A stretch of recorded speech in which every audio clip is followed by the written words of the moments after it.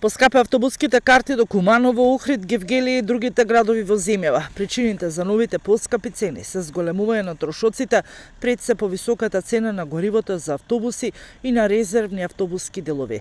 На цените влијаело и прогласувањето на недела за неработен ден и тоа што ангажираните возачи и шалтерски службеници од јануари ќе добиваат и дневница за работа, кој со закон предвидува слободен ден. Струмичани се уште се возат по старите цени. Ја мислам дека исти се, малку се поскапени. Од Штип навака 320, тука 300 зимат.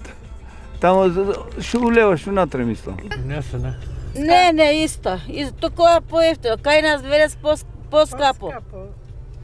Дојдо 470, тука 400 динара. Тука е поевтино, шу убаво. И цеја 400 земаме, ама у Велес поскапи се, по 70 динари поскапо е.